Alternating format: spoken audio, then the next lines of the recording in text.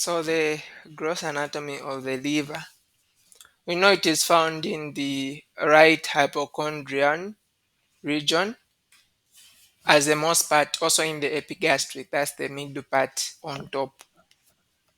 If you use the four quadrant system, it's found in the right upper quadrant. The surfaces, that's what is important. You have got the surface that is on the diaphragmatic surface, and that is anterior and superior. So in front and on top, and also posteriorly. You also have the visceral surface. The visceral surface is the one which is related to other organs and it is down. So the surface that is down, that I mean the diaphragmatic, this word diaphragmatic on the diaphragm, let me just say.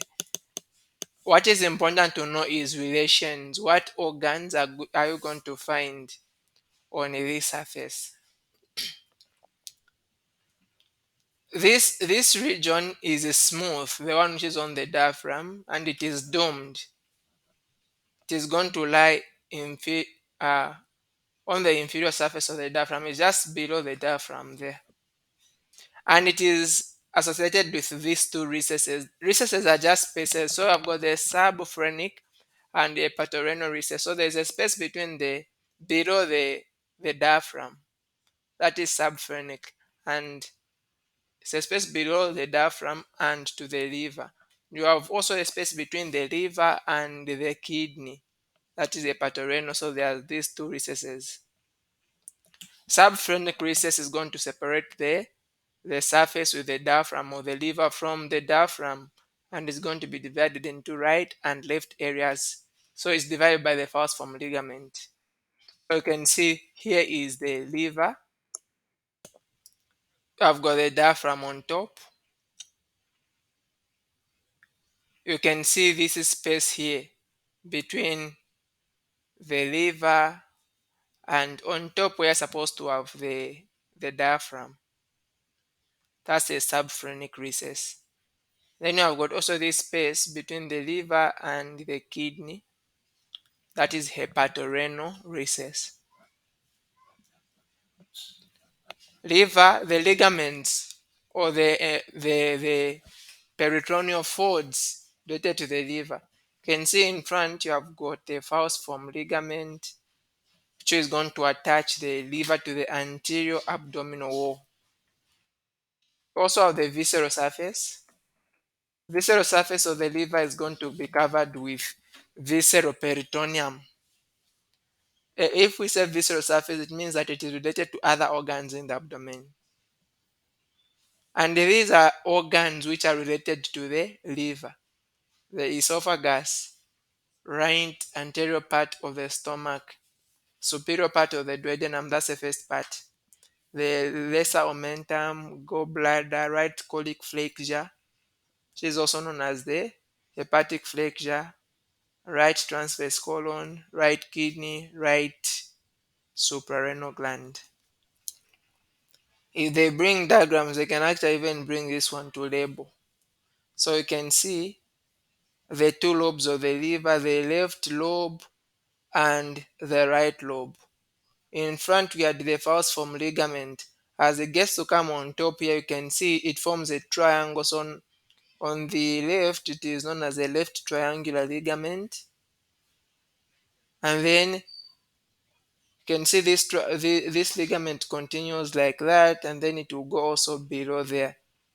We are going to have the round ligament of the liver. The relations here are very important. I've seen questions on multiple choice. The following are related to the left lobe of the liver. You can see the small lobe here, the left lobe has got a gastric impression. So it is actually on the left end of the liver where I've got a stomach leaving an impression. Also the esophagus. So and also, okay, these are the main ones, the stomach and the esophagus leaving impressions. You also have, now this one is a quadrate lobe. Quadrate lobe is part of the right lobe. You also have the caudate lobe there. The caudate lobe, between the caudate lobe and the other part of the right lobe, you have got the inferior vena cava. Sometimes if they bring this to label, sometimes they cannot include the vena cava, so meaning that there's going to be a groove or an impression for the inferior vena cava on the right lobe. So on the left lobe, the big impressions which are there is for the stomach and for the esophagus. For on the right lobe, vena cava, can see you're going to have the impression for the suprarenal gland. And to be specific, this is the right suprarenal gland because you're going to have the right kidney somewhere here leaving an impression. And then on top of the right kidney, going to have the right suprarenal gland.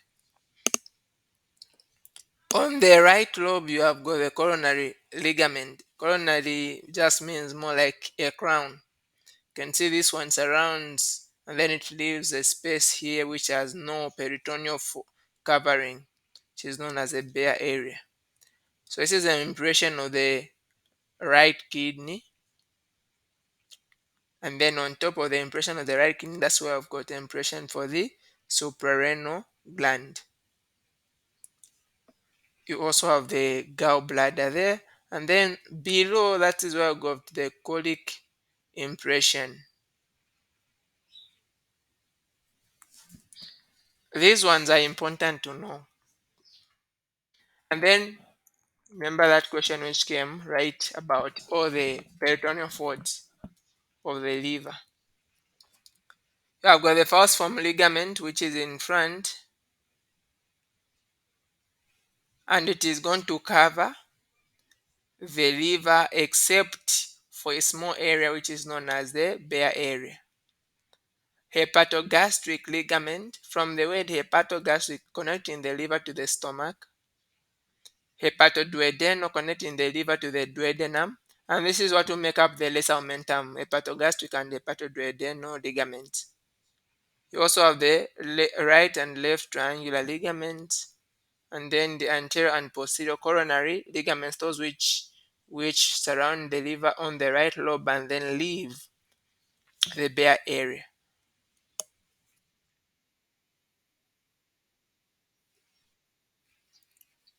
Yes, falciform ligament to hepatogastric, also the round ligament of the liver. Yeah, those.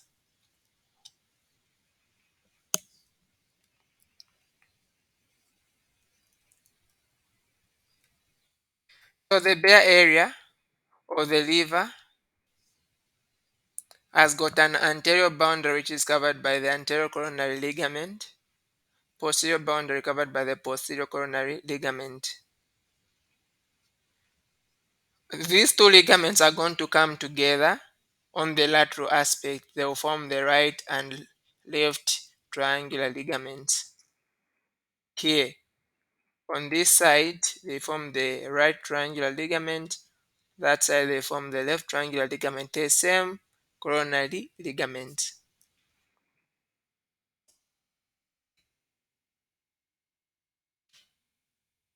The quadrate lobe, you saw that the quadrate lobe was down. This one is visible on the anterior part of the visceral surface of the liver. In front, it's going to be visible. On the left side of the quadrate lobe, and these are questions they ask, on the left side, you have got the fissure for ligamentum teres hepatis. So this one, this ligament you can see here is the ligamentum teres hepatis, or the round ligament of the liver. This one. And then on the right side, you can see you have got the gallbladder. While for the caudate lobe, which is on top, on the left side, there's a fissure for ligamentum venosum. And then on the right, there is a group for the inferior vena cava. This is a group for inferior vena cava. This is a fissure for the ligamentum venosum. So all these are the peritoneal folds of the liver.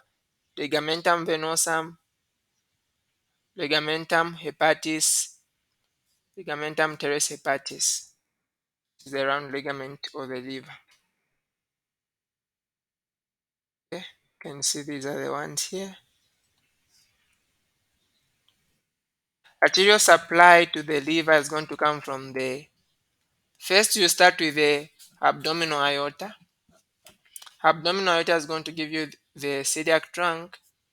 From the celiac trunk, you're going to have common hepatic artery coming from. From the common hepatic artery, if the gastroduodenal artery comes from there, it remains as a proper hepatic artery. Proper hepatic artery will give two branches, which is the right hepatic artery and the left hepatic artery, each going to the left and the right lobe. So you can see, this is how it goes. And this one, they can also bring it to be labeled. You can see here is the left, here is the celiac trunk giving three branches, left gastric artery, the splenic artery, and then the common hepatic. The common hepatic becomes the proper hepatic when the gastroduodenal artery comes from it. And then it gives the left and the right hepatic arteries. From the right hepatic artery, you're also going to have the cystic artery coming from there, going to the gallbladder.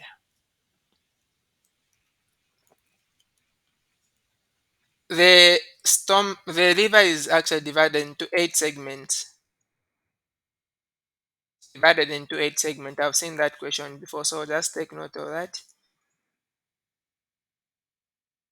Gallbladder has got the fundus, the body, and the neck. You can see here, it will send a duct which will join, which is known as the cystic duct, which will join with a duct coming from the liver here. And you can see this big duct coming from the liver. It has got the left and the right. So the left and the right bioducts or hepatic ducts coming to form the common bile duct, and these are going to be able to join, and then these are going to be able to meet with the ducts coming from the pancreas, and they'll drain together on the major papillary duct here. And this is in the second part of the duodenum. Same with the minor papillary duct, which is coming from the pancreas. This is still in the second part of the duodenum. Remember, we said that where there is a major papilla, major duodenal papilla, this is where there's going to be a distinction between the hind gut, the foregut, and the midgut. So below you have got the midgut, on top you have got the foregut. Arterial supply to the gallbladder is via the cystic artery. The person can have an accumulation of stones in the gallbladder, and those will be known as gallstones. And they have got a lot of components, including cholesterol, bile pigments. So these undergo calcification, they become stones like that. So they become painful, especially when they are being compressed on the walls of the cystic duct, uh, like that, as they get to move. Cholecystectomy is a removal of the gallbladder, and it can be necessary if the gallbladder is not well functional.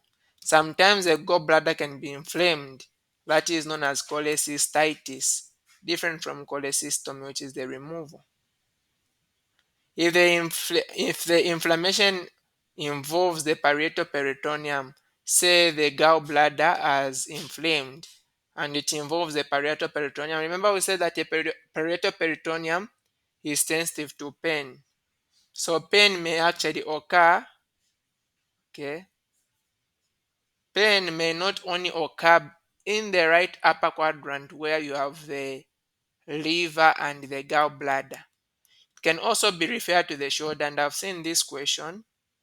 When the gallbladder is paining in cholecystitis, pain is going to be felt on the right shoulder. That is because you have got the phrenic nerve getting the pain from the parieto-peritoneum where the gallbladder is. and it is the same nerve that passes on the right shoulder. So pain of the gallbladder or cholecystitis will be felt on the right shoulder. From time to time, small stones can pass in the bile duct and are trapped in the region, the sphincter of the ampulla, which obstructs the flow of bile into the duodenum, and that produces jaundice. Jaundice is the yellowing of a baby because there's an accumulation of the bile. Okay. So bile pigment has accumulated, and so there's yellowing of the skin. Also, the sclera of the eye can become yellow, and it can be as a result of an obstruction in any point in the biliary tree. So biliary tree is just talking about coming from all the way from the liver where there is the formation of bile until the bile can reach into the duodenum, that duct where the bile passes. If there's an obstruction at any point, jaundice can result. The pancreas is behind the stomach. Remember, relations is the most important thing here. Pancreas is behind the stomach, and it is going to extend across the posterior abdominal wall from the duodenum on the right to the spleen on the left. You see how long the pancreas is, moving all the way from the duodenum going to the spleen. Actually, the tail of the pancreas is going to go into the hilum of the spleen, meaning that sometimes when there is a problem with the pancreas, that problem can actually spread to the spleen. Okay. The pancreas is retroperitoneal, except for a small part of the tail which is intraperitoneal. It's actually a secondary retroperitoneal, meaning that during development, the pancreas was covered by peritoneum. But as development goes on, the peritoneum ceases and it becomes retroperitoneal except for the tail. It has got the head, uncinate process, the neck, body, and tail. What is important is projecting from the lower part of the head. The uncinate process comes from the lower part of the head, and this one passes posteriorly to the superior mesenteric vessels. This is important for multiple choice. You can see this is the head here, this is the neck, body, tail. This is the uncinate process, and it is posterior to the superior mesenteric artery and vein. So the head and the uncinate process are posterior, while the neck of the pancreas is anterior to the superior mesenteric vessels. Also, the duodenum, and this is the third part of the duodenum, is posterior to the superior mesenteric vessels. Relations, very important.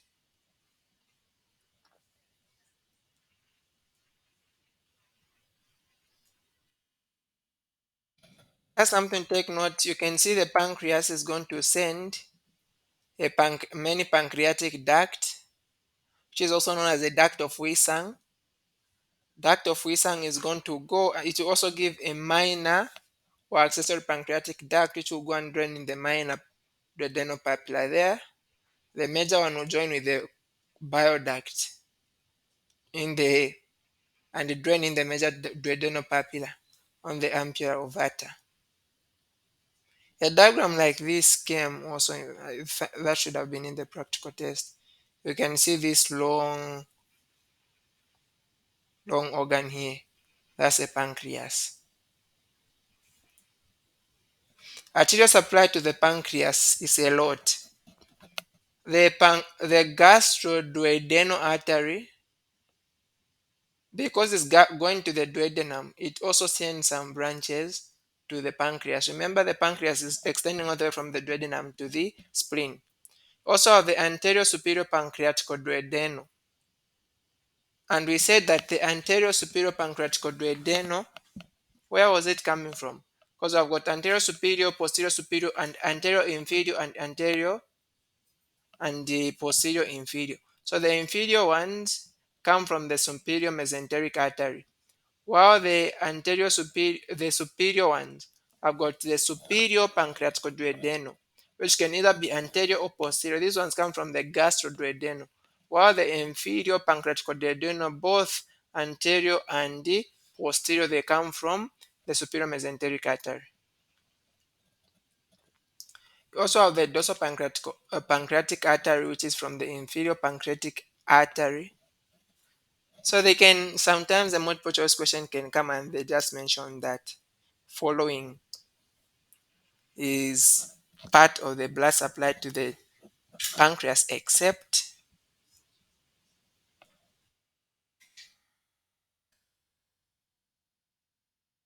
just make sure that the biliary tree is near your head because this can come. And then for the spleen is found between the ninth and the 10th rib, ninth to 10th.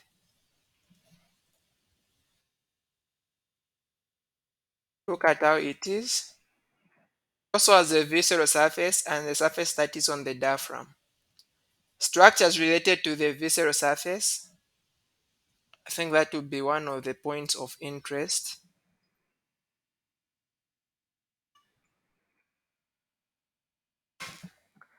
So it is going to be connected to the greater curvature of the stomach. Greater curvature, remember it is like on the left side, so it's definitely connected to the greater curvature. And there is a ligament, a gastrosplenic ligament. And this is the gastrosplenic ligament which contains the short gastric arteries and the gastroomental, that gastroeploic artery, is in the gastrosplenic ligament. It is also connected to the kidney by the splenorenal ligament, and this one is the one which contains the splenic artery and vein. You can see the location there.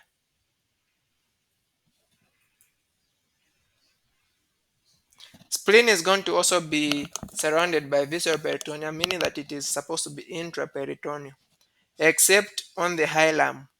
The hilum doesn't have any peritoneum. You can see what it's related with. It's related to the stomach, it's related to the left kidney. This is the splenorenal ligament with splenic artery and vein, and then the gastrosplenic ligament there. The blood supply is via the splenic artery. Splenic artery does send a branch, a left gastroomental, which will anastomose with the right gastroomental that is coming from the common hepatic artery.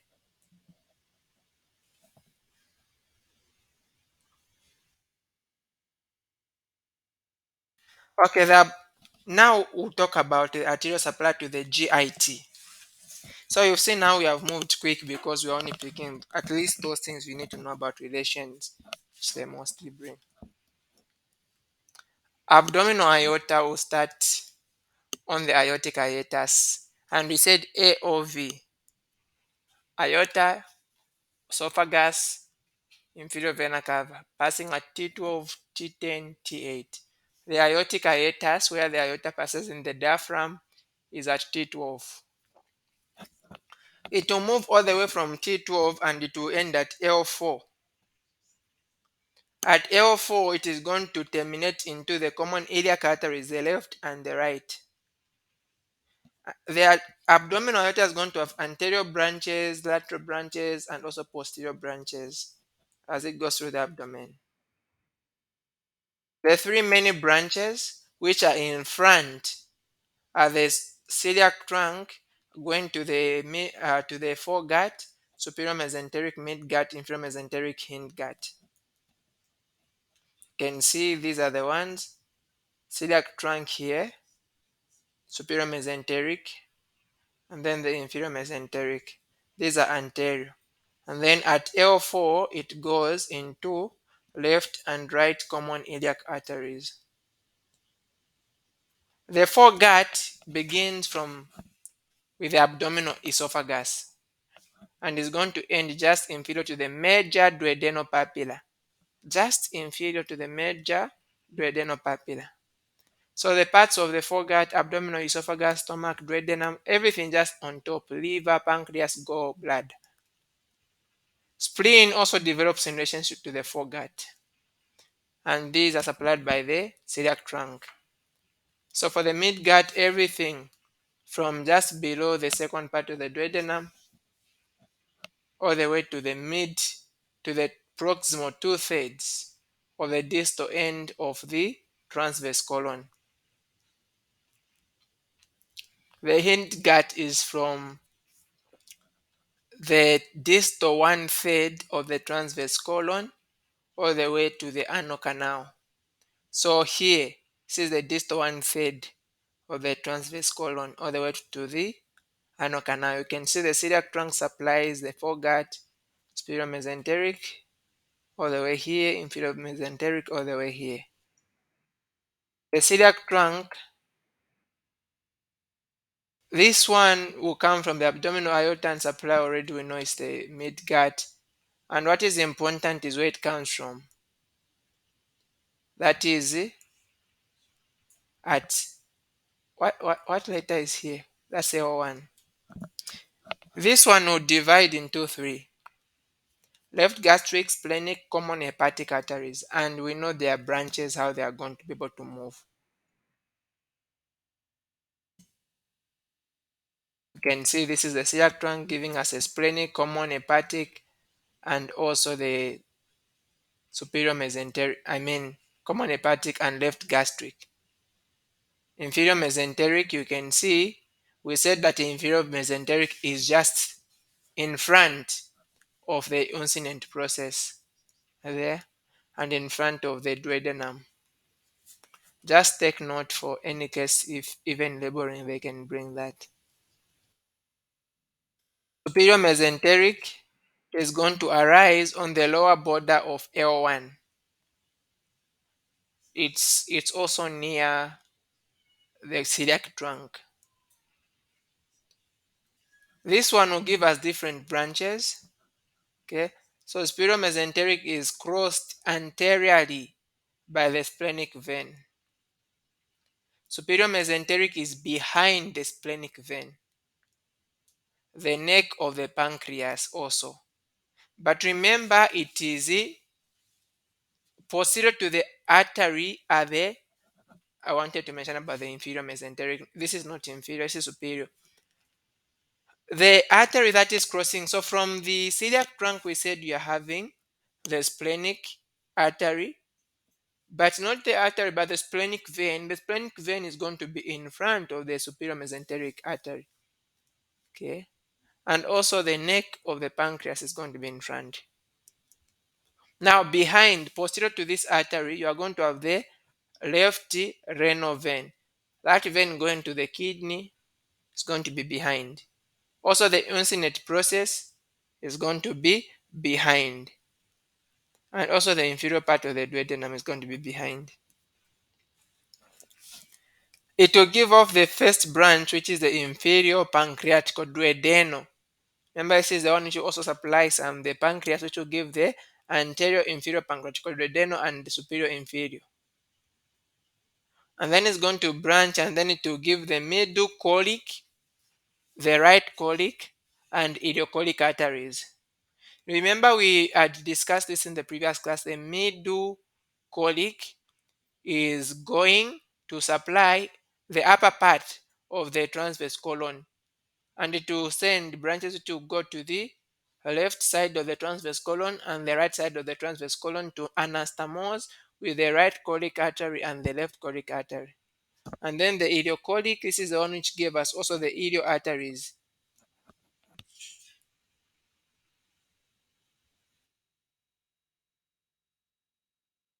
So this is it.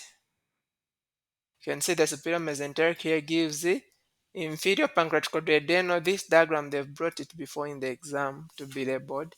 This is the middle colic. You can see it sends a branch which you anastomose with the left colic this side, then the right colic this side. This is the right colic, and then the ileocolic. The ileocolic is going to give the colic artery which will anastomose also with the right colic, and then it will also give branches which are going to the cecum, which are known as the cecal arteries, the anterior cecal and the posterior cecal arteries. And then from there also going to have the appendicular artery. Apart from that, the same superior mesenteric artery also gives branches which will go to the small intestines, the ileum and the jejunum. So it will give the jejunal arteries and the ileo arteries. And we say that the jejunal arteries have got long arcades, long vasa recta, you can see. But the ileum, they are more branched.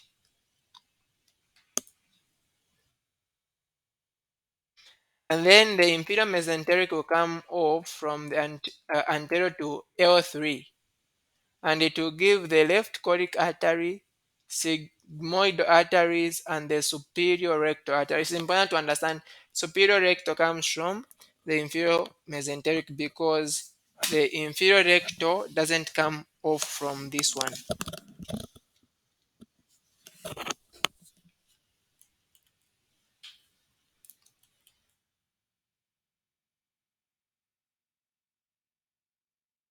The venous drainage of these structures: spleen, pancreas, gallbladder, and the abdominal part of the gastro of the GIT, except inferior part of the rectum, is via the portal system.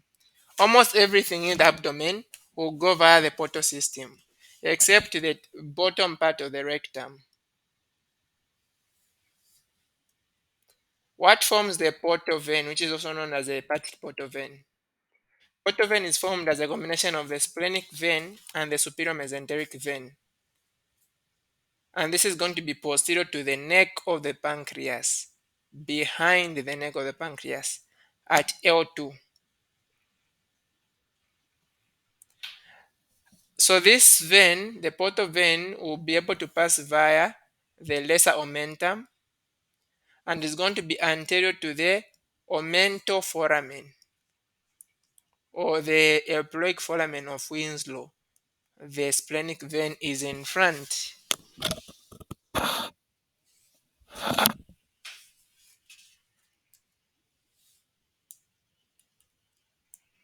So you can see how it is formed.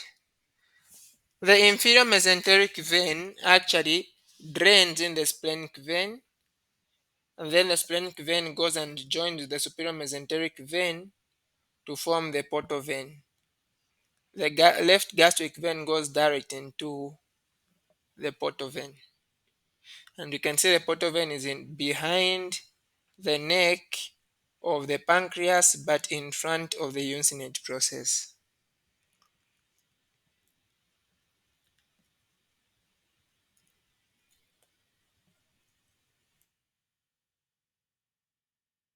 Okay, something to know again. We have talked about the portal system formed by the splenic vein and the inferior superior mesenteric vein. Let me ask first, where does the inferior mesenteric vein drain?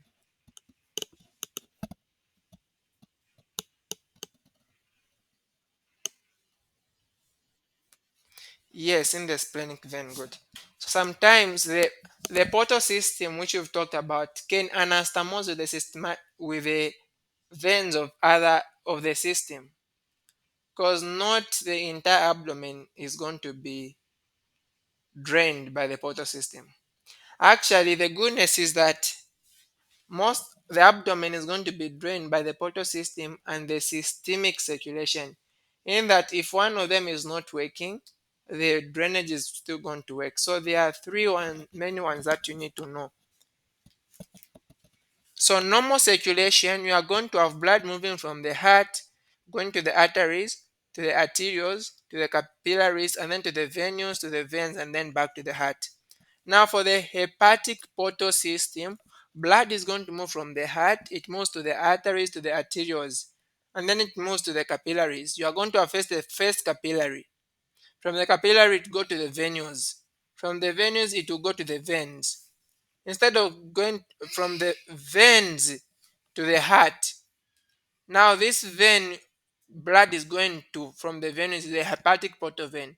So after the blood moves from the hepatic portal vein, it will still go back to the veins, and then again to other capillaries, and then back to the venules, and then to the veins, and then to the heart. That's how the hepatic portal system is. So you have got capillaries, venules, portal system, veins, hepatic sinusoids, which are capillaries, and then back to the veins, and then venules, and then to the veins, and then to the heart. So the first anastomosis, we call it the we have got the portal curve, which we are also calling as a portal systemic, meaning that the portal system will be able to anastomose to join with the with the other blood vessels. The first one, there are actually three of these which have to be known. Okay. The portocaval anastomosis, also known as the portosystematic, and there are three. The first one is the portosystem can anastomose where the esophagus is, or where the rectum is, or the superficial abdomen. So starting with the hepatic, uh, okay, the gastroesophageal junction. At the junction where you have got the esophagus and the stomach, that is around the cardia of the stomach. The left gastric vein, that vein which drains the left part of the stomach, the left gastric vein, is going to form a portal systemic anastomosis with the azygous system of veins. Okay, left gastric is the systemic part, while the azygous vein is the portal part. This is what we are calling as portal systemic. So on the junction between the the stomach and the esophagus, you have got anastomosis between the left gastric vein and the azygous vein. And then also where the anus is, so on the on the junction between the gastro is on the gastroesophageal junction. We have already mentioned that the left gastric is of the curve or the systemic circulation. The azygous system is of the what? Of the portal. Actually, the left gastric is not systemic. Left gastric will go in the portal. Remember, we had shown earlier the left gastric vein, it drains direct in the portal vein. So the left gastric is the one which is portal, and then the azygous vein is the one which is of the systemic circulation. On the anus also, you are going to have the superior rectal veins. The superior rectal veins, these ones are of the portal system because they are going to be able to drain in the portal system in the superior mesenteric artery, which will go and then form the portal vein. And then you also have the inferior rectal veins. The inferior rectal veins does not go in the portal system. Where this goes is they go to the systemic circulation. You also have in front of the abdomen paraumbilical veins will be able to anastomose with veins of the anterior abdominal wall. Veins of the anterior abdominal wall, there are a lot of them, and these will drain in the system. While the paraumbilical veins will be able to go into the portal system. So this is what we are saying. You can see the tributaries of the azygous vein on top here. And then you have got the left gastric vein. Left gastric vein comes to drain in the portal vein. While the tributaries of the azygous vein, these ones are going to be able to go to they are going to go into the blood circulatory system directly without going in the portal system. Look at this, this is the azygous vein. Meaning that this region, this junction where the esophagus is joining with the stomach, if there is a blockage of the left gastric vein, the tributaries of the azygous vein can still collect blood. So there will be no accumulation of venous blood here. Look at also the anterior abdominal wall. You have got superficial veins of the abdominal wall, and there are a lot of them, the superficial veins of the abdominal wall. These superficial veins of the abdominal wall can collect blood from the anterior abdominal wall. in case the paraumbilical veins which take blood to the portal system are not working. If you saw that diagram which was brought in the exam, there were veins which were visible on the anterior abdominal wall in the practical gross anatomy. So that was actually this same one here. When these veins are not working, the paraumbilical veins, the superficial veins should be the one to be able to work. So for them to be able to collect all the blood, they will become dilated. That's why that diagram was showing a person with dilated veins in the abdomen. And then you also have now here where there's the rectum. Blood can go through the superior rectal artery, and this one will drain into the splenic artery, and that goes to the portal system. But in case the portal system is not working, blood can be drained by the inferior rectal veins, which will go to the common iliac vein and then be drained directly into the systemic circulation. So this is again the same. So left gastric vein is of the portal system. Azygous vein is curved or systematic. When there is a blockage of the portal system here, okay, look at what's happening. Or let's say there's blocked circulation, not only of the portal, anything that is blocked. Let's say the portal system has been blocked. It means that only the azygous vein will be able to collect blood. So you are going to see this portion will be inflamed. And that condition, if that happens on the junction where there's supposed to be azygous vein and the left gastric vein, the condition is known as the esophageal varices. Esophageal varices. If there is a blockage of this same portal vein here, but then you can see the veins which are going direct into the common iliac veins are still the ones which are working. That condition is known as internal hemorrhoids. We are going to see the dilations. The in these veins which are here are going to be able to dilate. Why? Because they're the only ones which are collecting blood for that blood to be able to go to the to the common iliac arteries. That condition is known as internal hemorrhoid and it is painless, but the veins have dilated. And then if it is on the anterior abdominal wall, you can see on the anterior abdominal wall, if there is a blockage of the paraumbilical veins, then the only veins which will be able to work are the abdominal wall superficial veins. And these ones are going to be able to dilate, okay, because they're the only ones doing the work. And that condition is known as the caput medusa. Does this make sense here?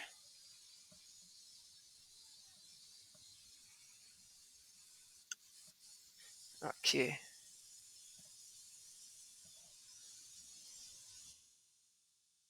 On the lymphatics of the abdomen,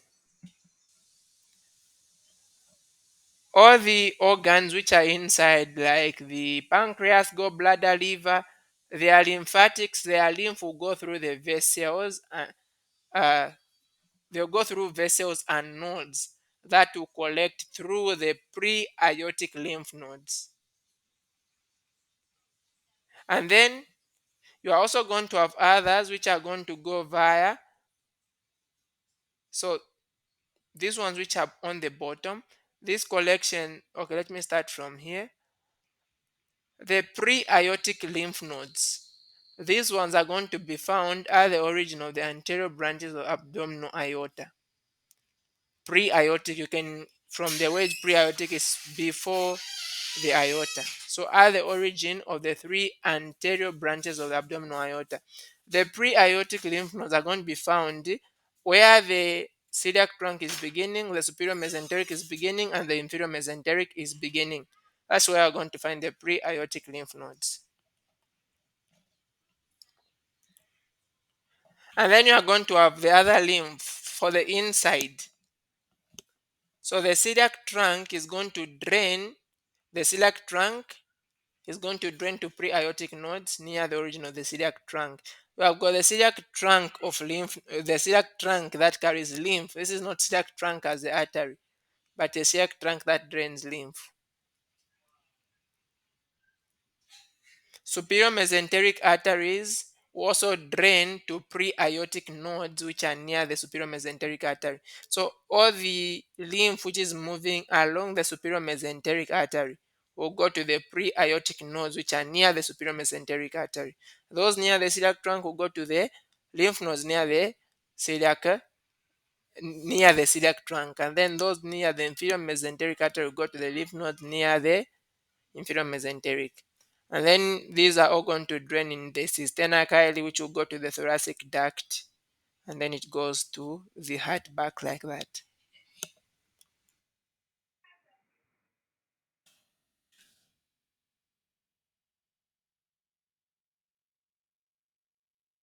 This they can also do bring it. These are splanchnic nerves. Splanchnic nerves are from the sympathetic trunk. You know, remember sympathetic is controlling your, if there is something under pressure or something like that, running, fight or flight. So I've got sympathetic nerves which are located coming from different regions in the thoracic, in the lumbar, and also the sacrum. These are going, forming different plexuses. Plexus is just a combination. They are connecting along like that, and then innervating also the, what do I even say here? Okay, they are going to where there is a beginning of these major branches, major anterior branches of the aorta. You have got the lumbar splanchnic nerves. You also have the greater splanchnic nerves. You can see the greater splanchnic nerves on top, the lesser splanchnic nerves, and the least splanchnic nerves. I've seen sometimes where they brought this diagram to be able to be labeled. And then below, we have got the sacrosplanchnic nerves and the pelvic splanchnic nerves. So these are some splanchnic nerves which are there.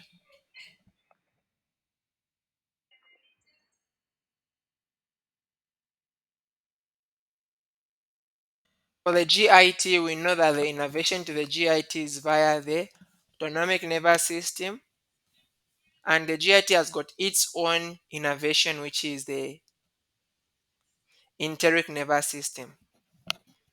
And at least this one you need to know. You have got the submucosa plexus and the mesenteric plexus. These ones are going to be for innervation of the GIT. Okay, we have at least gone through everything. What will be important is for us to be able to answer questions. Let's start with this one. Label the diagram. Is it clear enough? And this is how it is it clear?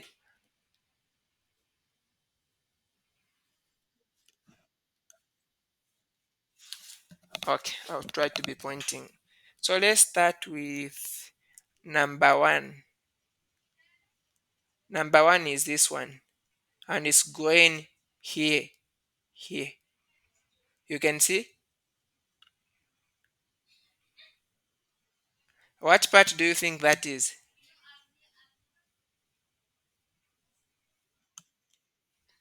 Yeah, the bowel duct, yes. And then number two is going to this region here. This one, this one. What is this duct called?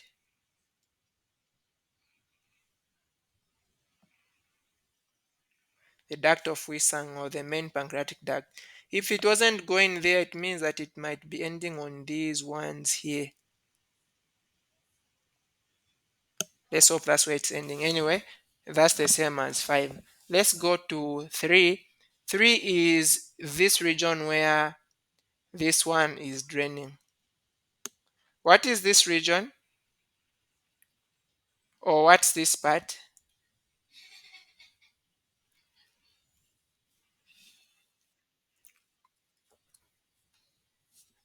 Major papillary duct.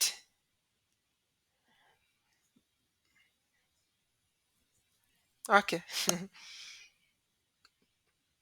Let me first show you 10. What would you pick 10 to be? If that's major papillary duct.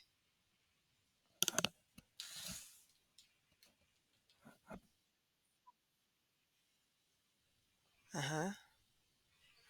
And then, okay. And then 11,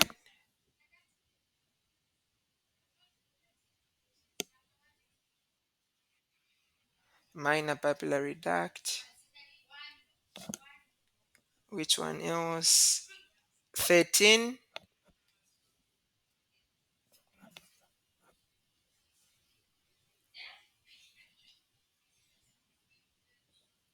and then 12,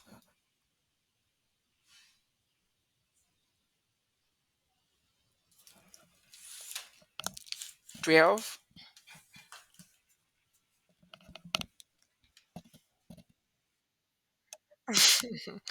So here you have a combination of, this is a, this is not even this is supposed to be the cystic duct 12. This is actually a part of, this should be a part of the gallbladder. Gallbladder with the fundus, the head, the neck. So that when it joins with a common hepatic duct, now you form the common bile duct. So try to go through this diagram and just make sure you perfect it. And then this one is saying draw the and label the blood supply to the anterior abdominal wall. Are you able to remember the blood supply to the anterior abdominal wall?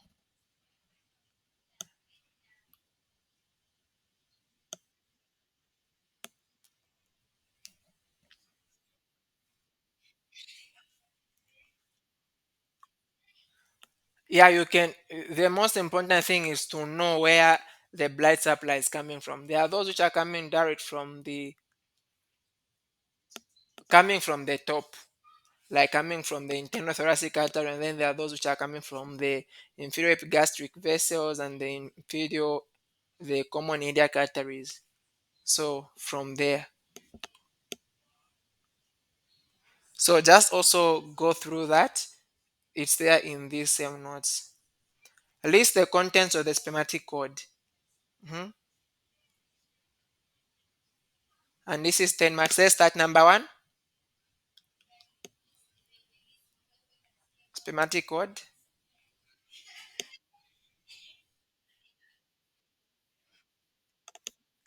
Yes, list 10 things.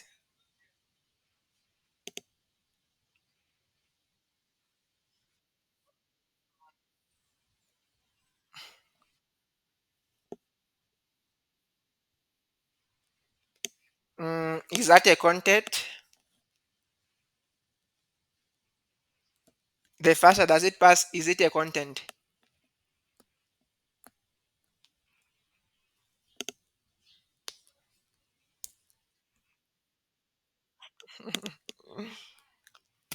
Okay, I'll give you one. The vast difference.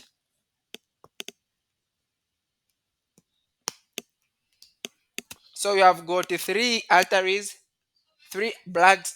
So you get at three arteries, three blood, three blood vessels, three veins, three other structures. That makes nine. Mhm. So I've got the vast difference as the other structure. You have got the processor, the remnant of the processus vaginalis. You have also okay, the names I'll mention them later. You also have what else? Other structures. Apart from vast difference, you also have lymphatics. Okay, you have got lymphatics and the processus, remnant of the processus vaginalis. And then on the blood supply, you have got the, because this thing is going, the spinal cord is going to the testis, you are going to have the testicular artery, and you are going to have the cremasteric artery going to the cremasteric muscle.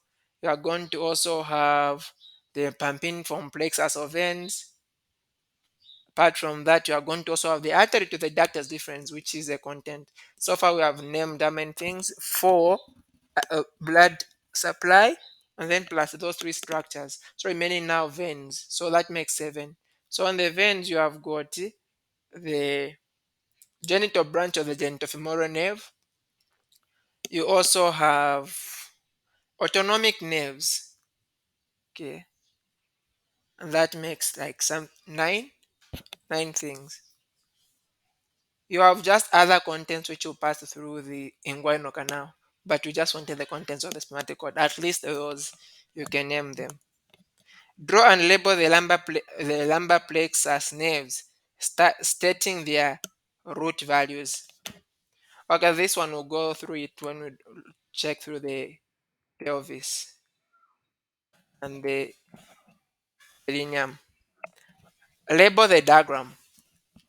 Let's start with three. What is the three?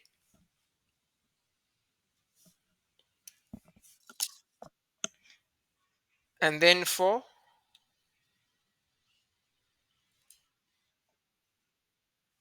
and then two,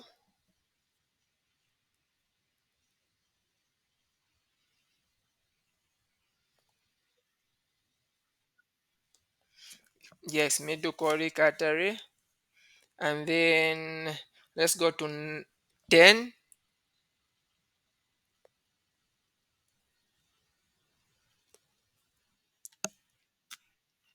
right colic, and then 11,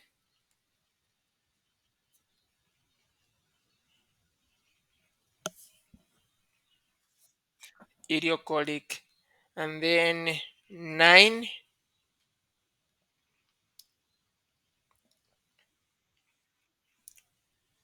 okay. How about 8?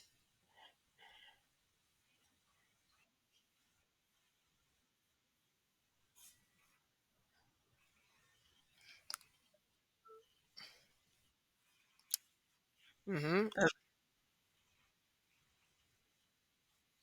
Yes, and then 1,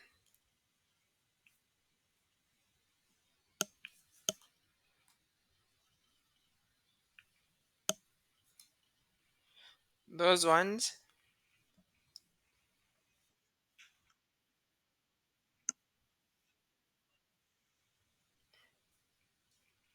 Okay, 1 is the same as 7. These arteries which go direct, this one which should go direct and be the final supply. That's arteria recte. And then see, let's go to 5. What is 5?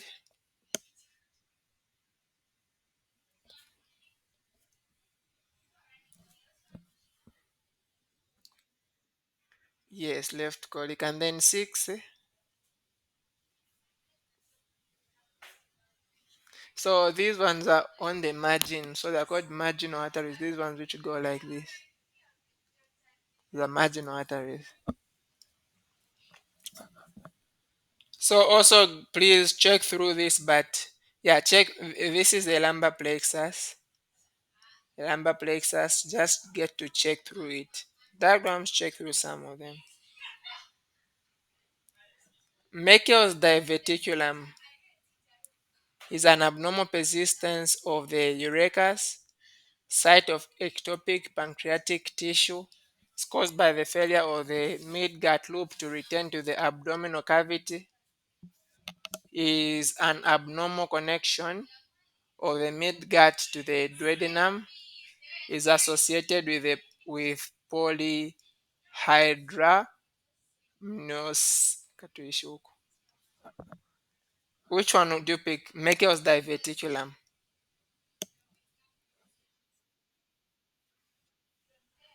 Abnormal persistence of the urachus. Okay, what is Meckel's diverticulum?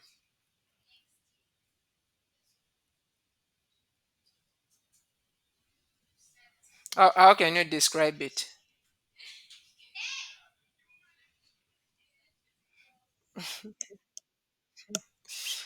Okay, it is If you look at the small intestine, it's something that will come out like it comes out. It's a diverticulum. So we're going to see someone as though the intestines are out like that. Namphimba intestines. It's a abnormal persistence of urachus. During exploratory abdominal surgery on a 55-year-old male complaining of right lower quadrant pain, the surgeon initially sees no appendix but knows that he can quickly locate it by. He sees no appendix but he knows that he can quickly locate it by looking at the conference of the tinea coli, palpating the ileocecal valve and looking just above it, palpating lymph nodes, removing the right layer of the mesentery of the jejunum, palpating and dissecting the pelvic brim. Which one can you pick? During exploratory abdominal surgery on a 55-year-old male complaining of right lower quadrant pain, the surgeon initially sees no appendix, but he knows that he can quickly locate it by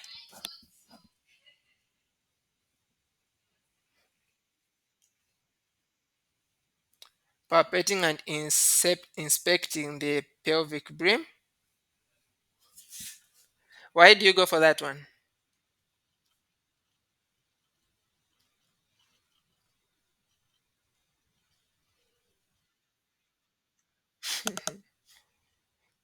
Okay, which one is a pelvic? You know the pelvic brim better.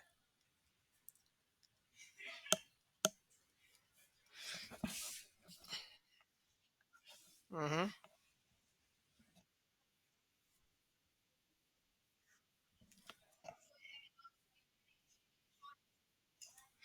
Okay. So you know that the pancreas, I mean the spleen. Which one is this? The appendix is found on the three thirds, the distance three thirds from the umbilicus to where you have got the anterior superior iliac spine or yes, anterior superior iliac crest, and that is basically, yeah, it's related to the pelvic brim. The pelvic brim is that the end of the pelvic. If you follow it round, that ring it makes, that's a pelvic brim. Superficial inguinal ring is an opening in which structure. External abdominal oblique aponeurosis, falx inguinalis, internal abdominal oblique muscle, scarpa's fascia, transversalis fascia. Superficial inguinal ring. Which one can you pick?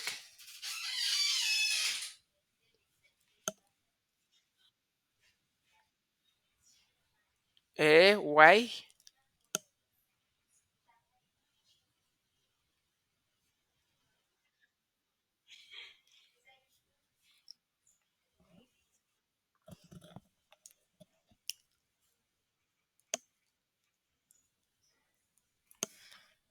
Okay, so the superficial inguinal ring,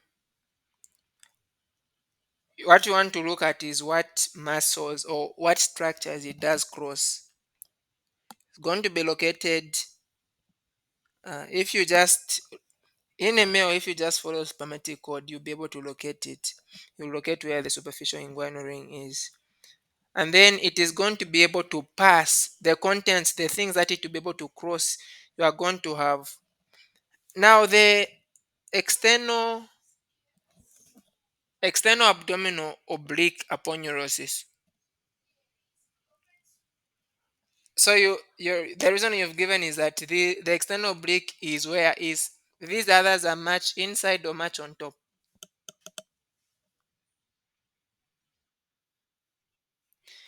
So since this is a superficial inguinal ring, don't you want to pass through those things which are on top? Transversalis fascia, scampus fascia, internal. How about internal abdominal oblique muscle? Because it's much inside in comparison to the external oblique. So what's the reason you are going to give for that one?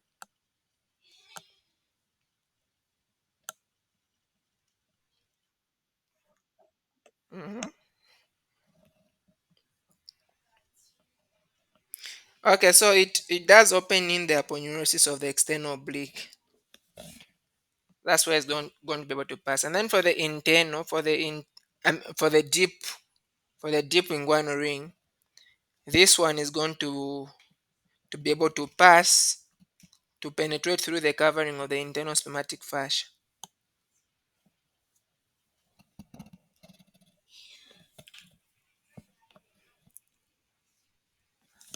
A loop of bowel protrudes through the abdominal wall to form a direct inguinal hernia. Viewed from the abdominal side, the hernia sac would be found in which region? Deep inguinal ring, lateral inguinal fossa, medial inguinal fossa, superficial inguinal ring, supravesical fossa. Viewed from the abdominal side, where is the hernia going to be located? This is a direct inguinal hernia.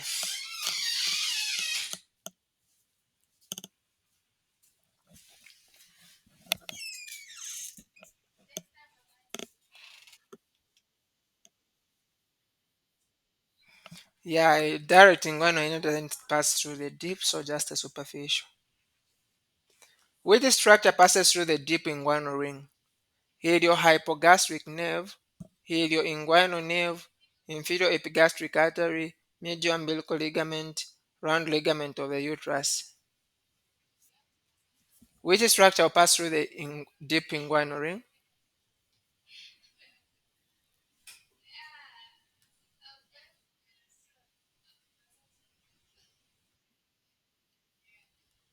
Why?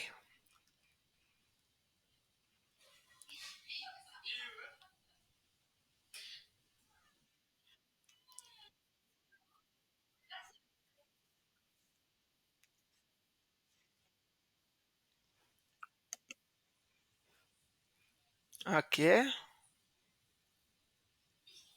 So what you just want to look at are the contents of the inguinal canal. For the iliohypogastric, okay, the movement of the ilioinguinal nerve will enter the abdomen. It will pierce the internal surface of the transversalis abdominis muscle.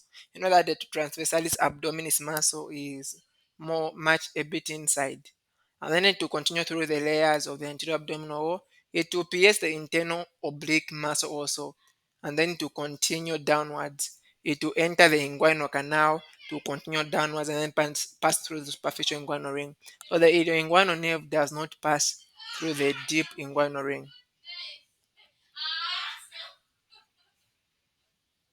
It will only come out of the superficial inguinal ring. So choose another option.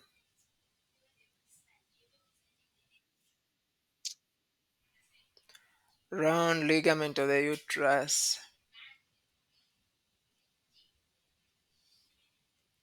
Why round ligament of the uterus?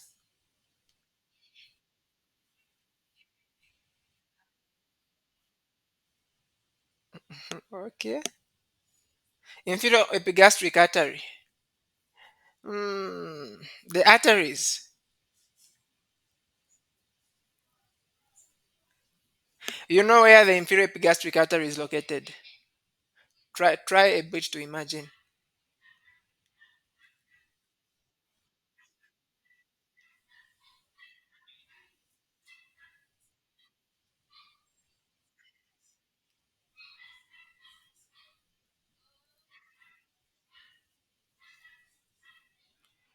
So these inferior epigastric arteries, these ones will go on the surface of the abdomen to supply to give blood supply to the anterior abdominal wall. So you don't expect it to pass through.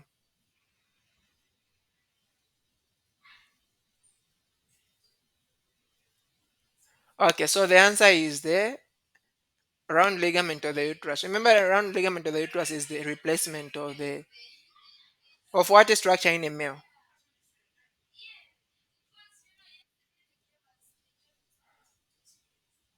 So generally, spermatic cord. because you don't have a spermatic cord.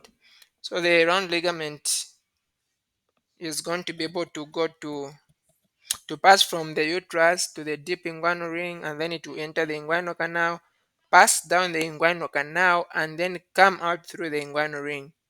And then it is going to change from being something like cord to become tissue, connective tissue, and then it will connect to the labia majora.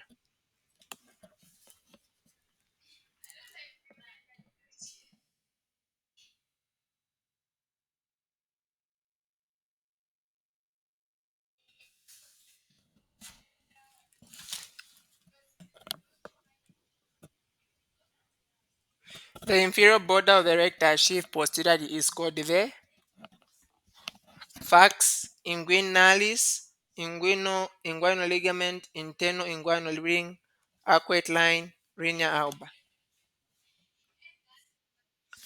Arcuate line. The usual location of appendectomy incision is the umbilical, right lateral, right lower quadrant, right upper quadrant, right hypochondrium.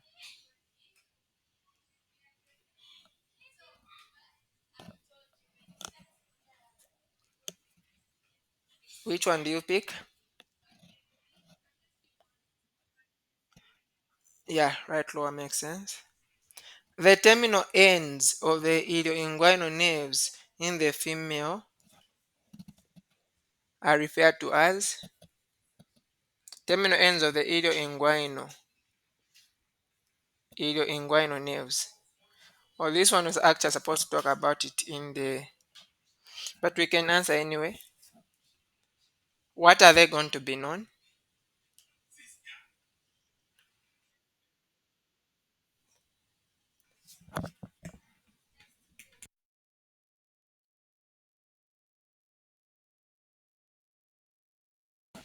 Okay, let's try to remove what can't be correct.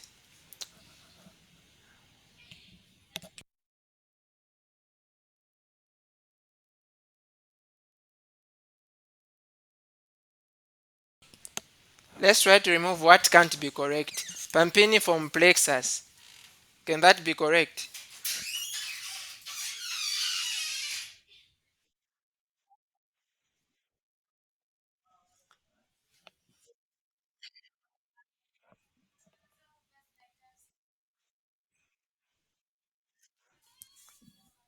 Yes.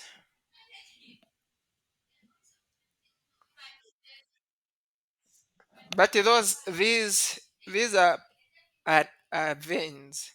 Then the question is talking about nerves.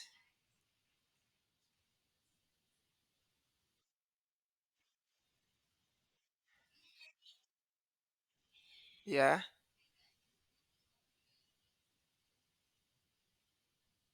Which one else can you eliminate?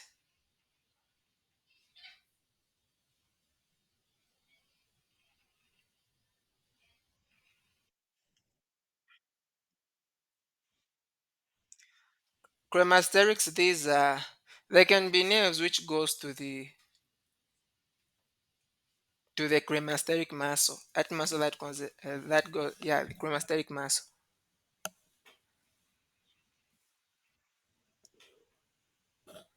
Hmm. And then iliohypogastric. Now already you know gastric is supposed to be up. And then anterior cutaneous. Cutaneous is to the skin. So you expect the, because it's ilioinguinal, in the inguinal, that is where you are going to. Okay, you know, like the inguinal region, right? The structures there, the labias. So you expect anterior labial. So that's the end. Anterior labial nerves, also known, if it is in a man, to go to the scrotum as anterior scrotal.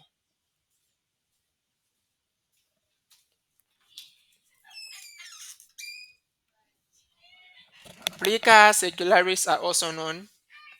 Valva conventes, crypts of Libacon, Rogue, Payer's patch.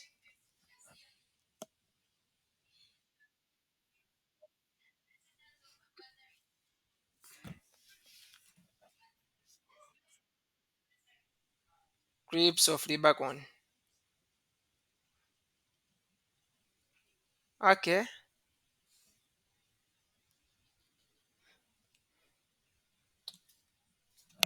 You are sure on that one?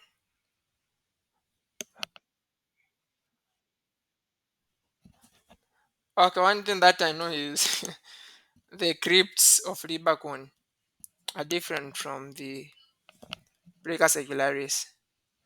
Plica secularis is also known as valves of Keckring, but here they've used another word. We hope it's the same word, if it's the same valves of Keckring or not. So, but the crypts supposed to be different from plica, because plica secularis are those things that you are able to see in the stomach, but crypts of liver cone, these are more of the histological part. Regarding Paneth cells, the following is false. Exocrine involved in acquired immunity, located at the base of the intestinal glands. I think, okay, we can go through. Immediately above them are stem cells.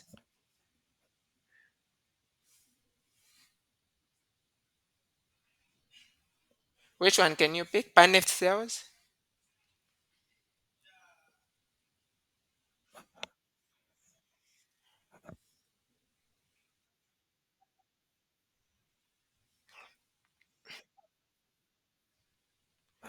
are involved in acquired immunity. Okay, what's the function of the Paneth cells? That's the function you're thinking about?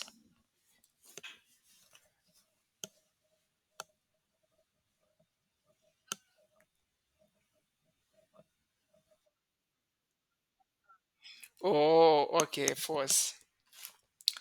I would agree with that. Because these ones are used in the production of HCl.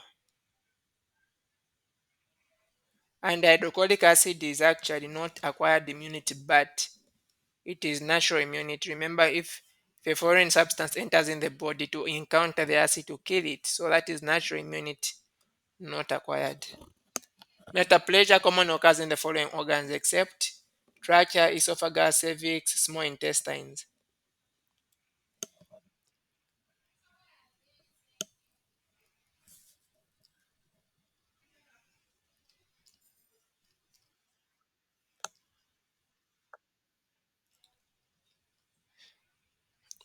Any possible explanation?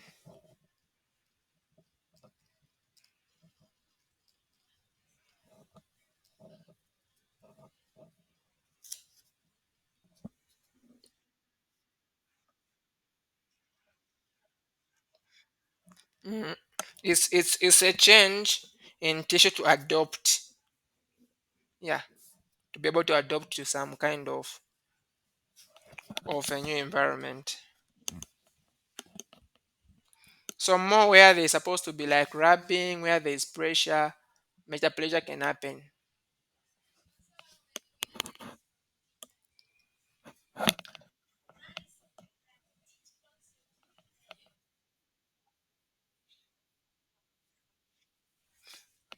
Yeah, so D, metaplasia can happen in the respiratory system.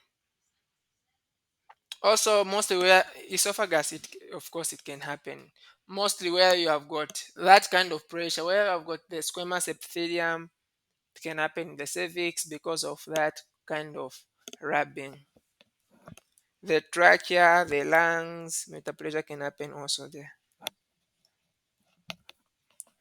The left gonadal vein drains into inferior vena cava, hepatic portal vein, left renal vein, inferior mesenteric vein.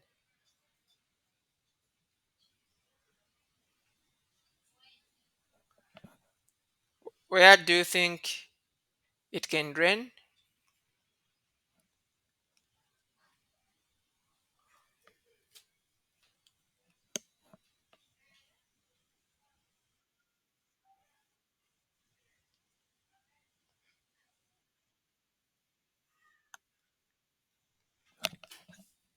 I hope you do remember.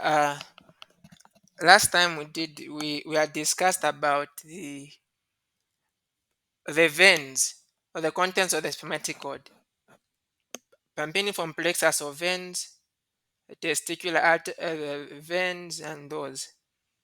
So these guys, when you look at and we talked about them becoming enlarged. So when it comes to the gonadal veins, these are basically either testicular veins or ovarian veins. The one on the right will go direct and drain into the abdominal aorta. The one on the left goes and it drains in the renal vein.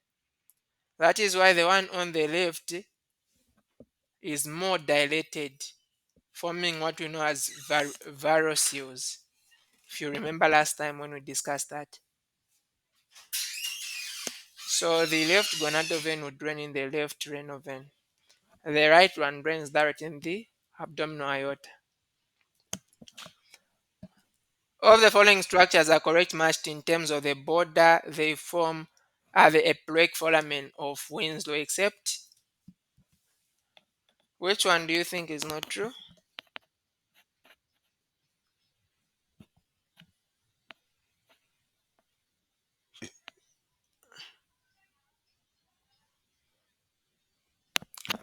Superior is it the caudate lobe of the liver? Is that true?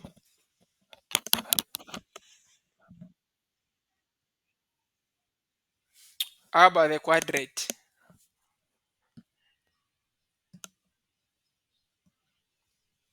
So the quadrate lobe is down, the caudate is on top. So superior for the eploic foramen of Winslow, yeah, the superior lobe is the caudate process of the liver will actually make up the superior border. And then for B, inferior duodenum. The first part of the duodenum is what forms the inferior border. On the back, posteriorly, there is aorta. It's actually not the aorta. On the posterior end, we have got the inferior vena cava, not the aorta. And then in front, that is where we have got those things of the hepatic triad, the hepatic artery, the bile duct, and the portal vein. Does that make sense? The following is false regarding the course of the inferior epigastric artery. Originates at the upper end of the external iliac artery, passes upwards and laterally in extraperitoneal tissue, passes just medial to the inguinal ligament, pierces fascia transversalis at the lateral border of the rectus abdominis.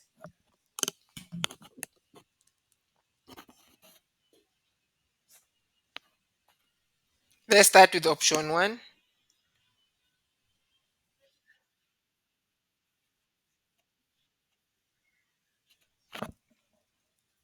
Lower upper end of the external iliac artery. So you'd say that one is false.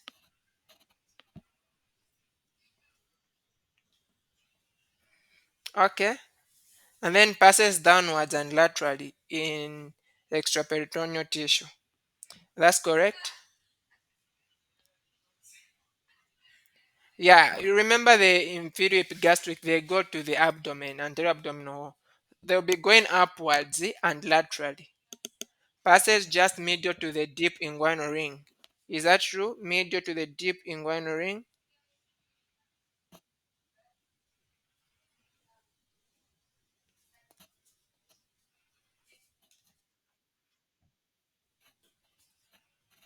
Okay. PSS fascia transversalis at the lateral border.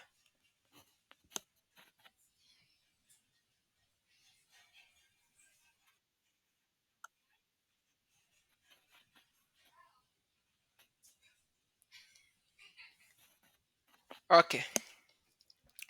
So yeah, the epigastric artery and vein will be medial to they'll be medial to the deep to the inguinal ring, the deep inguinal ring.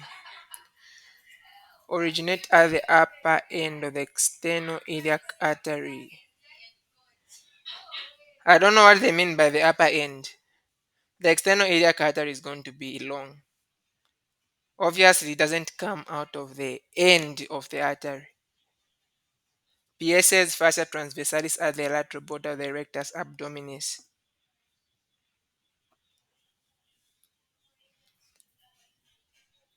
Is that one correct?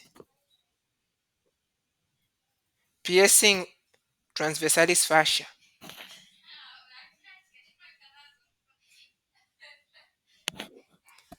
Okay, what we'll do is this. Can I don't think it does PS transversalis fascia because this one is superficial. This one, okay, they've not stated whether it's superficial. The inferior epigastric arteries, they are going to supply the abdomen, anterior abdominal. It's the wall they are supplying. So if they pass through, they pierce the transversalis fascia on the lateral border of the rectus abdominis. Maybe they can, but I would pick that one. But in case, can research on these two originate at the upper end, but it's supposed to originate at the upper end because when the when where does the question should be, where does this inferior epigastric artery come from? Where does it originate from? Inferior epigastric arteries will be coming from, remember, if let's start with the common, with the abdominal aorta. It's going to split into two. It's going to split into the inferior, sorry, into the common iliac arteries, which will also split into the internal and the external. The external will continue when it reaches where the inguinal canal, where the inguinal ligament is. What does it become? External iliac artery when it passes the inguinal ligament.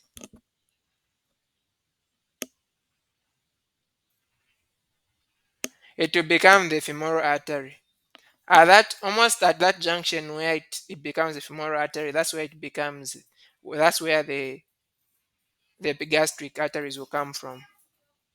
Yeah, it makes sense because it's coming from just the end of the external iliac. So the following is false. It can be correct because it's coming out of where just the external iliac is becoming the femoral. So that's the end, meaning lower, not upper. Inferior vena cava forms at what vertebral level?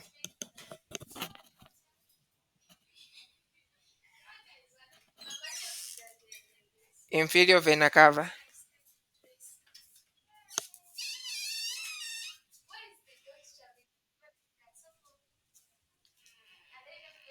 Why?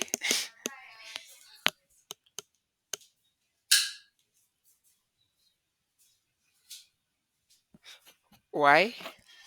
Inferior vena cava. Why forming at L2?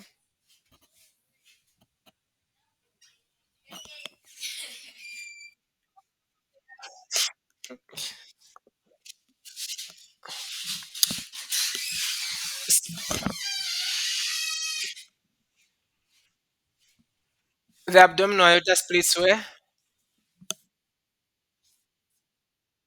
Hmm. It's L4. Yeah,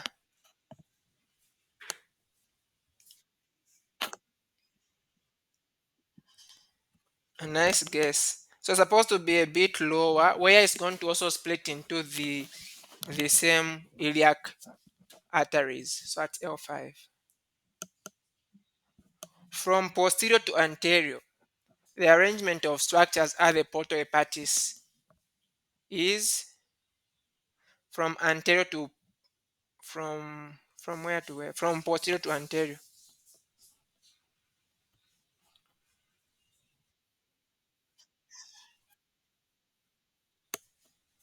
Okay. Duct, artery, vein. Which structure passes between the body and uncinate process of the pancreas? celiac trunk, superior mesenteric artery, inferior mesenteric artery, hepatic portal vein. Yeah. Fracture of the following ribs may lead to splenic rupture.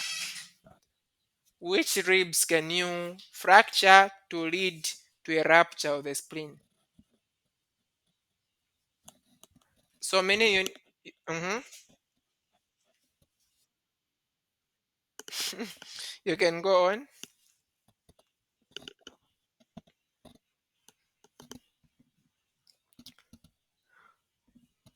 So in other words, what are the boundaries of the spleen? Between which ribs is the spleen found?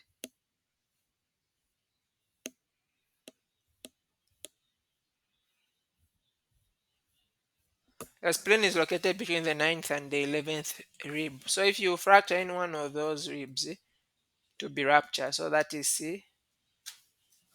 The common bile duct is formed by which one? Can you pick? Cystic duct and right hepatic duct, left and right hepatic ducts, common hepatic duct and cystic duct, ampulla ovata and many pancreatic duct. Common hepatic duct and cystic duct. Okay. Concerning contrasting features of direct versus inguinal hernia, the following is true. In direct, contents come out via the superficial inguinal ring. Is that true? In indirect, contents enter via the deep inguinal ring. Is that true? In indirect, contents protrude via the Hasselbalch triangle. Is that true?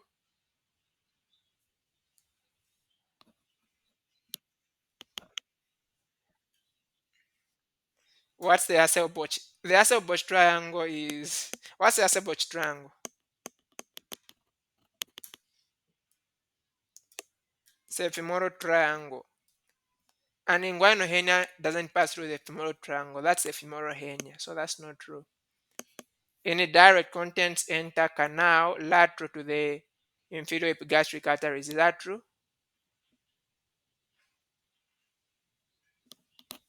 Okay, so in indirect, contents enter via the inferior lateral to the inferior epigastric arteries.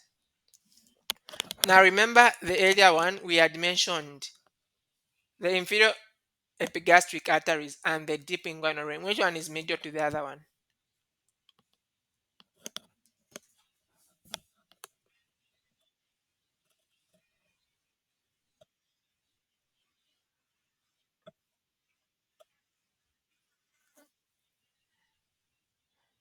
Yes, they are medial. So now look at that option.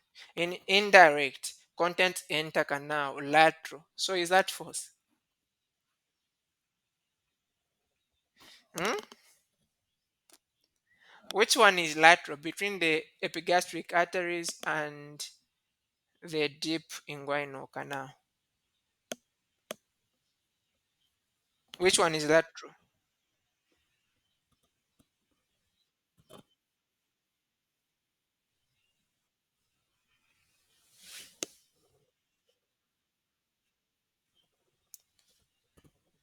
So the inferior epigastric arteries are medial to the deep inguinal ring. You get that, Ka? So meaning that if this is supposed to be an indirect hernia is where the contents enter via the deep inguinal canal. So obviously, deep inguinal canal is lateral to the inferior epigastric artery. So meaning that that should be true.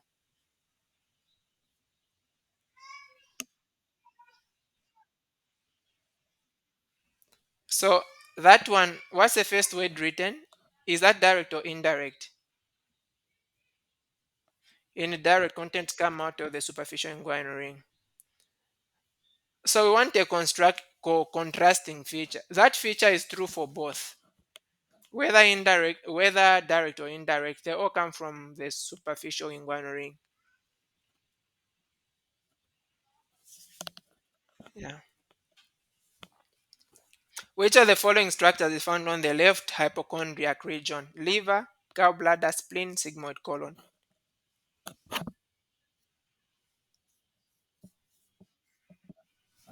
Left hypochondriac. So the liver is not, gallbladder is not, sigmoid colon is not. Okay, so that's spleen.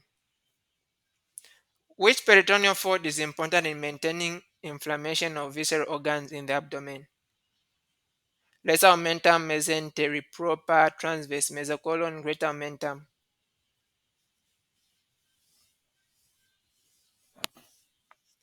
Yeah, greater omentum. Because without it, if abdominal organs were to get inflamed, the stomach would be, the abdomen would become something else. Regarding the difference between jejunum and ileum, ileum has longer plica secularis compared to jejunum. Jejunum has spaciously set circular folds than ileum. Vasa recta of ileum are numerous and short. Vasa recta of jejunum are numerous and long.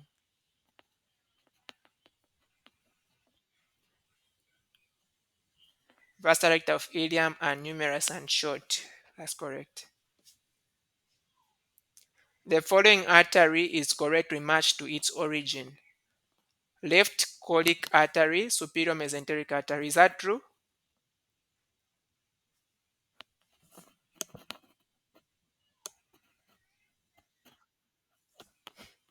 Ah. And then superior pancreaticoduodenal artery, gastroduodenal artery. Is that true?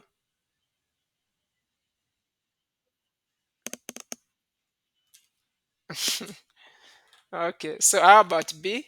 Superior pancreaticoduodenal artery, gastroduodenal artery. Is that true?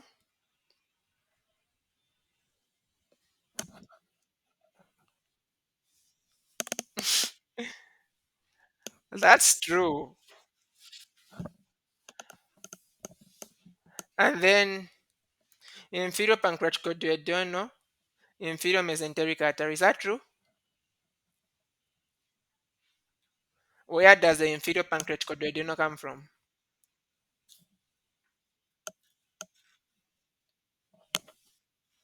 It's from the superior mesenteric. Remember, the pancreas is part of the midgut.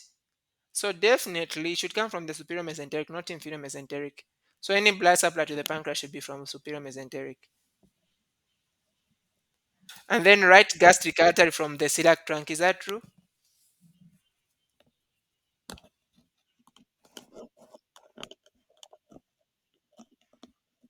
And then the right comes from where?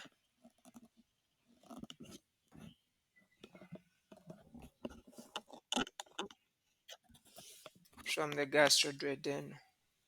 So the answer here is B. Concerning pancreatic ducts, the following is true. Tail of pancreas is drained by the duct of Wisang. Is that true?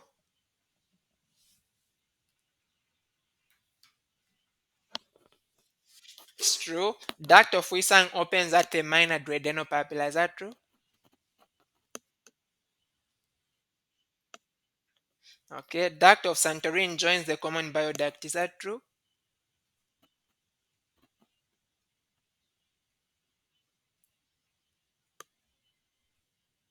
So duct of Santorin is the same accessory duct, which is the minor duct. So it doesn't join the, the bile duct. The one which joins is the duct of Wisang, which is the major pancreatic duct. Both ducts open in the third part of the duodenum. Is that true? Where do they open?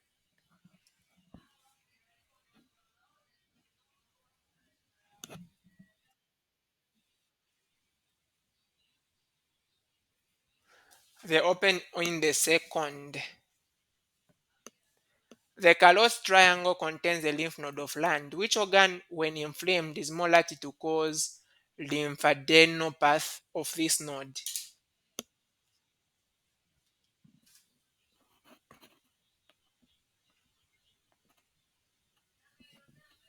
Which one can you pick?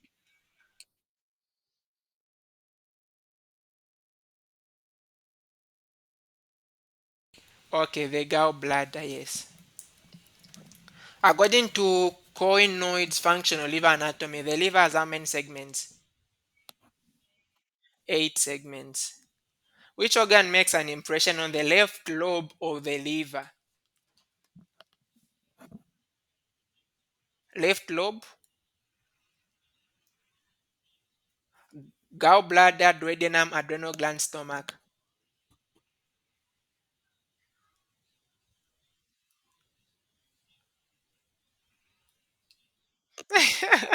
You just remember the esophagus. Yeah. So it's a stomach. Okay. Morrison's pouch is found between which organs?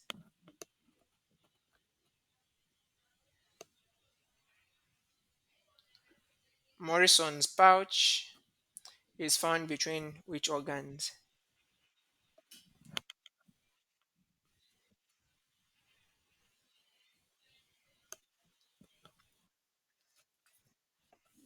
Yeah, do you remember the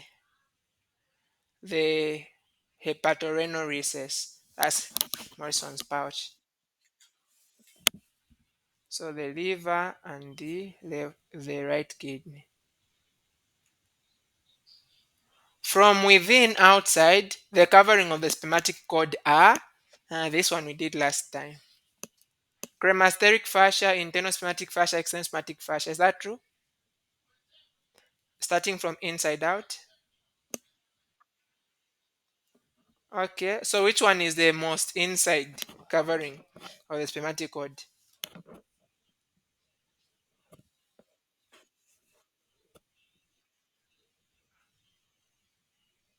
Internal spermatic fascia,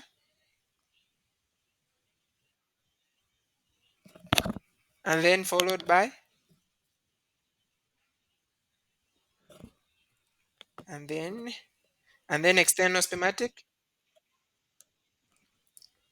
Okay, so the coverings, you start here with the internal spermatic fascia, cremasteric, and external. Just take note of this. Also, they can ask the internal spermatic fascia comes from the transversalis fascia, that inner fascia, and then the cremasteric. So in the abdomen, it is the transversalis fascia. When you go into this region, it becomes the internal spermatic fascia. The cremasteric fascia comes from the internal oblique muscle, not from the fascia, but internal oblique muscle. And then the other one, the internal spermatic fascia, is not from transversalis muscle or transversalis abdominis, is transversalis fascia. External abdominis comes from the aponeurosis of the external oblique, not the muscle, but the aponeurosis. Concerning the inguinal canal, the following is false. It's about 4 centimeters in length. Is that true? That's true. Deep inguinal ring is about 1.2 centimeters above middle inguinal point. Is that true?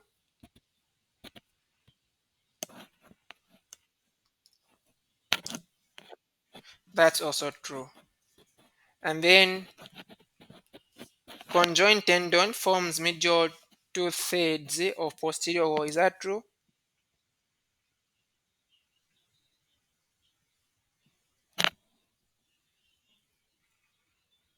That's true. Stem of inferior epigastric vessels is lateral to the deep inguinal ring. Is that true?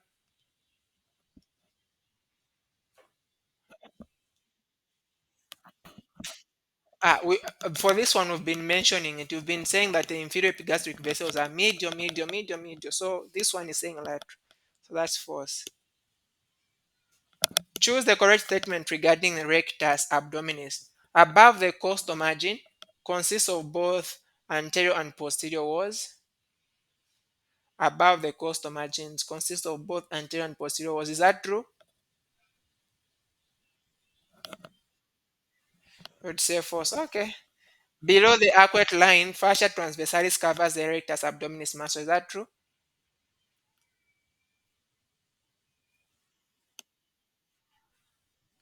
True. Okay. The ipsilateral aponeurosis of muscles enclose the recti abdominis muscle. Is that true?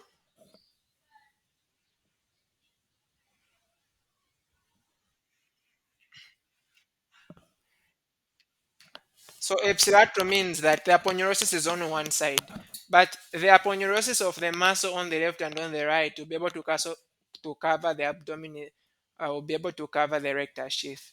So the rectus sheath will actually cover the the abdominis recti abdominis muscle from both the left and the right. So that's contralateral, not ipsilateral. It is not a primary structure providing strength to the anterior abdominal wall. That is force, isn't it? So the answer would be B. So for A, above the costal margin consists of both anterior and posterior walls. Even below the costal margin, it does have the anterior and posterior walls, except on the arcuate line. That is where it's going to have no posterior wall because the it would have started going up.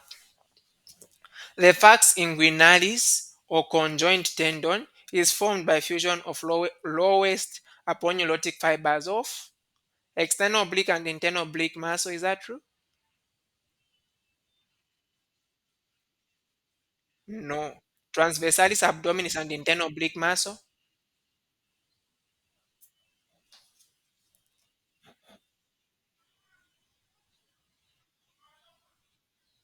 Mhm.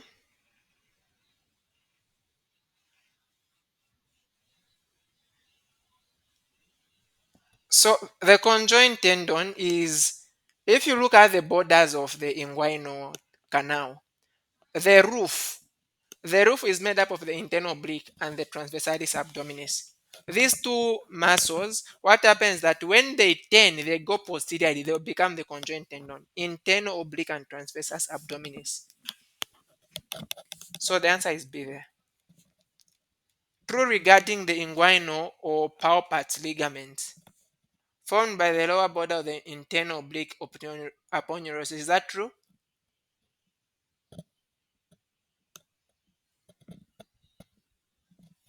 Is it formed from the lower border of the internal oblique? That's false because it comes from the external oblique.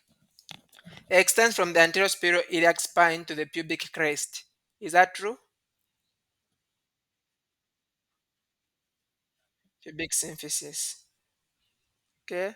Has has an extension called lacunar ligament on each lateral end. Is that true?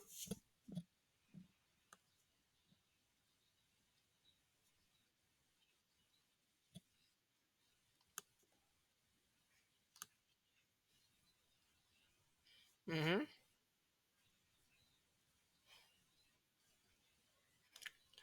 Okay, so the problem here is lateral. The lacunar ligament is medial, on the medial of the inguinal canal. Ligament of Cooper extends from the lacunar ligament. Is that true? Yeah, the Cooper's ligament will come from the lacunar ligament. In humans, the standard anatomical textbook describing the incidence of pyramidalis muscle is 2B. What percentage is the pyramidalis muscle in men? Yes, normally 20%, so 10 to 20. 35-year-old Mutalemulenga works as a casual worker at National Milling Corporation Limited in Lusaka, where he lifts heavy loads of 50 kg bags of maize. He has now suffered a direct inguinal hernia, which needs to be repaired. During his operation, the most important content of the spermatic cord, which should not be cut, is testicular artery, ductus deferens, ilioinguinal nerve, genital branch of genitofemoral nerve. Which one? You want to protect the human being, huh? So that is different. A 50-year-old John Muyunda comes to your clinic with left varicocele. Which of the following does not explain why varicoceles are more common on the left than the right? A. Left testicular vein have a longer course than right testicular vein. Is that true?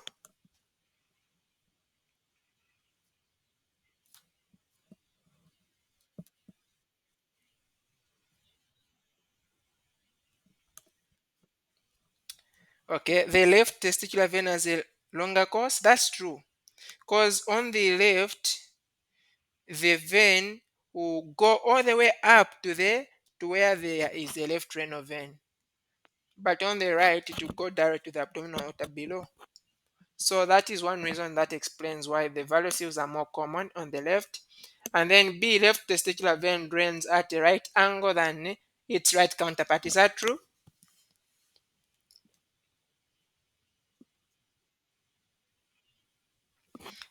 That is also true. So what happens that the left testicular vein will go and drain on the right, on the left renal vein. The left renal vein moves from the kidney to the abdominal aorta. So when the testicular vein is coming from down, so the renal vein is moving horizontal, the testicular vein is moving vertical. It drains vertically, so that makes a 90-degree there. And so what happens that as blood is going up from the testicular vein, blood is also coming down from the renal vein. So there's need a varice can develop because blood has to be pushed against pressure going upwards. So that's one reason. Left testicular vein has shorter valves compared to right one. Is that true? False. Left testicular vein is close by colon and can be compressed. Is that true? Yes, that is also true. Okay, so if you remember, we did discuss this. So the answer is C. So that is where these questions end for this session.